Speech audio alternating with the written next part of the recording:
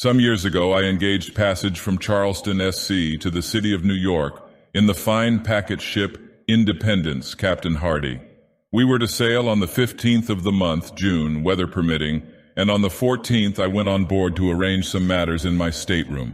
I found that we were to have a great many passengers, including a more than usual number of ladies. On the list were several of my acquaintances, and among other names I was rejoiced to see that of Mr. Cornelius Wyatt, a young artist for whom I entertained feelings of warm friendship. He had been with me a fellow student at C of University, where we were very much together. He had the ordinary temperament of genius and was a compound of misanthropy, sensibility, and enthusiasm. To these qualities he united the warmest and truest heart which ever beat in a human bosom. I observed that his name was carded upon 3 staterooms, and upon again referring to the list of passengers, I found that he had engaged passage for himself, wife, and 2 sisters, his own. The staterooms were sufficiently roomy, and each had 2 berths, one above the other. These berths, to be sure, were so exceedingly narrow as to be insufficient for more than one person. Still, I could not comprehend why there were 3 staterooms for these 4 persons. I was just at that epoch in one of those moody frames of mind which make a man abnormally inquisitive about trifles, and I confess with shame that I busied myself in a variety of ill-bred and preposterous conjectures about this matter of the supernumerary stateroom. It was no business of mine, to be sure, but with none the less pertinacity did I occupy myself in attempts to resolve the enigma. At last I reached a conclusion which wrought in me great wonder why I had not arrived at it before. "It is a servant, of course," I said. "What a fool I am not sooner to have thought of so obvious a solution." And then I again repaired to the list. But here I saw distinctly that no servant was to come with the party, although in fact it had been the original design to bring one, for the words "and servant" had been first written and then overscored. "Oh, extra baggage to be sure," I now said to myself, "something he wishes not to be put in the hold. Something to be kept under his own eye. Ah, I have it. A painting or so, and this is what he has been bargaining about with Nicolino, the Italian Jew." This idea satisfied me, and I dismissed my curiosity for the nonce. Wyatt's 2 sisters I knew very well, and most amiable and clever girls they were. His wife he had newly married, and I had never yet seen her. He had often talked about her in my presence, however, and in his usual style of enthusiasm. He described her as of surpassing beauty, wit, and accomplishment. I was therefore quite anxious to make her acquaintance. On the day in which I visited the ship, the 14th, Wyatt and party were also to visit it, so the captain informed me, and I waited on board an hour longer than I had designed in hope of being presented to the bride. But then an apology came. Mrs. W. was a little indisposed and would decline coming on board until tomorrow at the hour of sailing. The morrow having arrived, I was going from my hotel to the wharf when Captain Hardy met me and said that, owing to circumstances, a stupid but convenient phrase, he rather thought the Independence would not sail for a day or 2, and that when all was ready he would send up and let me know. This I thought strange, for there was a stiff southerly breeze, but as the circumstances were not forthcoming, although I pumped for them with much perseverance, I had nothing to do but to return home and digest my impatience at leisure. I did not receive the expected message from the captain for nearly a week. It came at length, however, and I immediately went on board. The ship was crowded with passengers, and everything was in the bustle attendant upon making sail. Wyatt's party arrived in about 10 minutes after myself. There were the 2 sisters, the bride, and the artist, the latter in one of his customary fits of moody misanthropy. I was too well used to these, however, to pay them any especial attention. He did not even introduce me to his wife, this courtesy devolving perforce upon his sister Marian, a very sweet and intelligent girl who, in a few hurried words, made us acquainted. Mrs. Wyatt had been closely veiled, and when she raised her veil in acknowledging my bow, I confess that I was very profoundly astonished. I should have been much more so, however, had not long experience advised me not to trust with too implicit a reliance the enthusiastic descriptions of my friend the artist when indulging in comments upon the loveliness of woman. When beauty was the theme, I well knew with what facility he soared into the regions of the purely ideal. The truth is, I could not help regarding Mrs. Wyatt as a decidedly plain-looking woman. If not positively ugly, she was not, I think, very far from it. She was dressed, however, in exquisite taste, and then I had no doubt that she had captivated my friend's heart by the more enduring graces of the intellect and soul. She said very few words and passed at once into her stateroom with Mr. W. My old inquisitiveness now returned. There was no servant. That was a settled point. I looked therefore for the extra baggage. After some delay, a cart arrived at the wharf with an oblong pine box which was everything that seemed to be expected. Immediately upon its arrival we made sail, and in a short time were safely over the bar and standing out to sea. The box in question was, as I say, oblong. It was about 6 feet in length by 2.5 in breadth. I observed it attentively and liked to be precise. Now this shape was peculiar, and no sooner had I seen it than I took credit to myself for the accuracy of my guessing. I had reached the conclusion, it will be remembered, that the extra baggage of my friend, the artist, would prove to be pictures, or at least a picture, for I knew he had been for several weeks in conference with Nicolino. And now here was a box which, from its shape, could possibly contain nothing in the world but a copy of Leonardo's Last Supper, and a copy of this very Last Supper, done by Rubini the Younger at Florence, I had known for some time to be in the possession of Nicolino. This point, therefore, I considered as sufficiently settled. I chuckled excessively when I thought of my acumen. It was the first time I had ever known Wyatt to keep from me any of his artistical secrets, but here he evidently intended to steal a march upon me and smuggle a fine picture to New York under my very nose, expecting me to know nothing of the matter. I resolved to quiz him well now and hereafter. One thing, however, annoyed me no little. The box did not go into the extra stateroom. It was deposited in Wyatt's own, and there too it remained, occupying very nearly the whole of the floor, no doubt to the exceeding discomfort of the artist and his wife. This the more especially as the tar or paint with which it was lettered in sprawling capitals emitted a strong, disagreeable, and to my fancy a peculiarly disgusting odor. On the lid were painted the words, Mrs. Adelaide Curtis, Albany, New York. Charge of Cornelius Wyatt, Esquire, this side up, to be handled with care. Now I was aware that Mrs. Adelaide Curtis of Albany was the artist's wife's mother, but then I looked upon the whole address as a mystification intended especially for myself.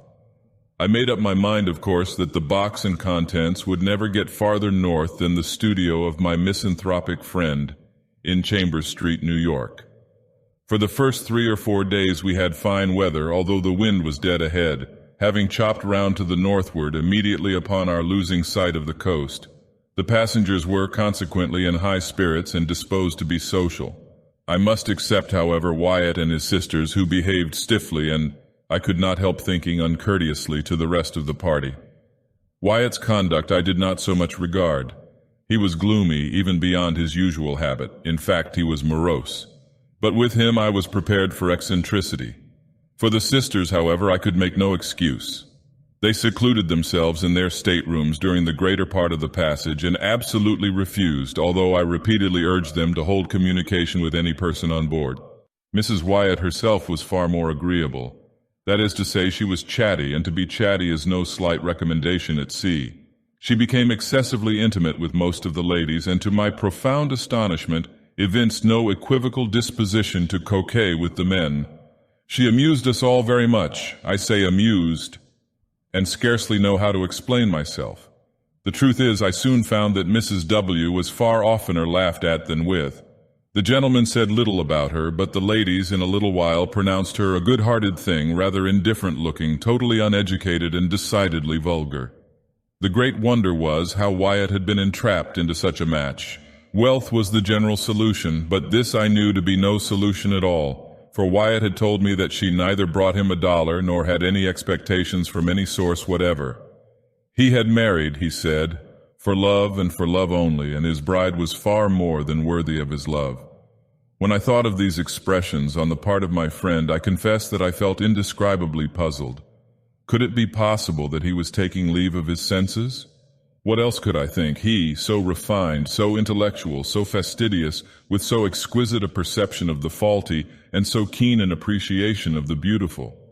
To be sure, the lady seemed especially fond of him, particularly so in his absence, when she made herself ridiculous by frequent quotations of what had been said by her beloved husband, Mr. Wyatt. The word husband seemed forever, to use one of her own delicate expressions, forever on the tip of her tongue. In the meantime, it was observed by all on board that he avoided her in the most pointed manner, and for the most part shut himself up alone in his stateroom, where in fact he might have been said to live altogether, leaving his wife at full liberty to amuse herself as she thought best, in the public society of the main cabin. My conclusion from what I saw and heard was that the artist, by some unaccountable freak of fate, or perhaps in some fit of enthusiastic and fanciful passion, had been induced to unite himself with a person altogether beneath him, and that the natural result, entire and speedy disgust, had ensued. I pitied him from the bottom of my heart, but I could not for that reason quite forgive his incommunicativeness in the matter of the Last Supper. For this I resolved to have my revenge. One day he came upon deck, and taking his arm as had been my wont, I sauntered with him backwards and forwards. His gloom, however, which I considered quite natural under the circumstances, seemed entirely unabated. He said little, and that moodily and with evident effort. I ventured a jest or two, and he made a sickening attempt at a smile. Poor fellow! As I thought of his wife, I wondered that he could have heart ever to put on the semblance of mirth. At last I ventured a home thrust. I determined to commence a series of covert insinuations or innuendos about the oblong box, just by way of letting him perceive gradually that I was not altogether the butt or victim of his little bit of pleasant mystification. My first observation was by way of opening a masked battery. I said something about the peculiar shape of that box, and as I spoke the words I smiled knowingly, winked, and touched him gently with my forefinger in the ribs. The manner in which Wyatt received this harmless pleasantry convinced me at once that he was mad. At first he stared at me as if he found it impossible to comprehend the witticism of my remark, but as its point seemed slowly to make its way into his brain, his eyes, in the same proportion, seemed protruding from their sockets. Then he grew very red, then hideously pale. Then, as if highly amused with what I had insinuated, he began a loud and boisterous laugh, which to my astonishment he kept up with gradually increasing vigor for 10 minutes or more. In conclusion, he fell flat and heavily upon the deck. When I ran to uplift him, to all appearance he was utterly dead. I called assistance, and with much difficulty we brought him to himself. Upon reviving, he spoke incoherently for some time. At length we bled him and put him to bed. The next morning he was quite recovered so far as regarded his mere bodily health. Of his mind I say nothing, of course. I avoided him during the rest of the passage by advice of the captain, who seemed to coincide with me altogether in my views of his insanity, but cautioned me to say nothing on this head to any person on board. Several circumstances occurred immediately after this fit of Wyatt's, which contributed to heighten the curiosity with which I was already possessed. Among other things, this: I had been nervous, drank too much strong green tea, and slept ill at night. In fact, for 2 nights I could not be properly said to sleep at all. Now my stateroom opened into the main cabin or dining room, as did those of all the single men on board. Wyatt's 3 rooms were in the after cabin, which was separated from the main one by a slight sliding door, never locked even at night. As we were almost constantly on a wind and the breeze was stiff, the vessel heeled to leeward very considerably, and whenever the starboard side of the ship was to leeward, the sliding door between the cabins slid open, and so remained, nobody taking the trouble to get up and shut it. But my berth was in such a position that when my own stateroom door was open, as well as the sliding door in question, and my own door was always open on account of the heat, I could see into the after cabin quite distinctly, and just at that portion of it too, where were situated the staterooms of Mr. Wyatt. Well, during 2 nights, not consecutive, while I lay awake, I clearly saw Mrs. W. about 11 o'clock upon each night steal cautiously from the stateroom of Mr. W. and enter the extra room, where she remained until daybreak, when she was called by her husband and went back. That they were virtually separated was clear. They had separate apartments, no doubt in contemplation of a more permanent divorce, and here, after all, I thought, was the mystery of the extra stateroom. There was another circumstance, too, which interested me much. During the 2 wakeful nights in question, and immediately after the disappearance of Mrs. Wyatt into the extra stateroom, I was attracted by certain singular, cautious, subdued noises in that of her husband. After listening to them for some time with thoughtful attention, I at length succeeded perfectly in translating their import. They were sounds occasioned by the artist in prying open the oblong box by means of a chisel and mallet, the latter being apparently muffled or deadened by some soft woolen or cotton substance in which its head was enveloped. In this manner I fancied that I could distinguish the precise moment when he fairly disengaged the lid, also that I could determine when he removed it altogether and when he deposited it upon the lower berth in his room. This latter point I knew, for example, by certain slight taps which the lid made in striking against the wooden edges of the berth, as he endeavored to lay it down very gently, there being no room for it on the floor. After this there was a dead stillness, and I heard nothing more upon either occasion until nearly daybreak, unless perhaps I may mention a low sobbing or murmuring sound, so very much suppressed as to be nearly inaudible, if indeed the whole of this latter noise were not rather produced by my own imagination. I say it seemed to resemble sobbing or sighing, but of course it could not have been either. I rather think it was a ringing in my own ears. Mr. Wyatt, no doubt, according to custom, was merely giving the rein to one of his hobbies, indulging in one of his fits of artistic enthusiasm. He had opened his oblong box in order to feast his eyes upon the pictorial treasure within. There was nothing in this, however, to make him sob. I repeat, therefore, that it must have been simply a freak of my own fancy, distempered by good Captain Hardy's green tea. Just before dawn on each of the 2 nights of which I speak, I distinctly heard Mr. Wyatt replace the lid upon the oblong box and force the nails into their old places by means of the muffled mallet. Having done this, he issued from his stateroom fully dressed and proceeded to call Mrs. W. from hers. We had been at sea 7 days and were now off Cape Hatteras when there came on a tremendously heavy blow from the southwest. We were, in a measure, prepared for it, however, as the weather had been holding out threats for some time. Everything was made snug, alow and aloft, and as the wind steadily freshened, we lay to at length under spanker and foretopsail, both double-reefed. In this trim we rode safely enough for 48 hours, the ship proving herself an excellent sea-boat in many respects, and shipping no water of any consequence. At the end of this period, however, the gale had freshened into a hurricane, and our aftersail split into ribbons, bringing us so much in the trough of the water that we shipped several prodigious seas, one immediately after the other. By this accident we lost 3 men overboard with the caboose and nearly the whole of the larboard bulwarks. Scarcely had we recovered our senses before the foretopsail went into shreds when we got up a storm staysail, and with this did pretty well for some hours, the ship heading the seas much more steadily than before.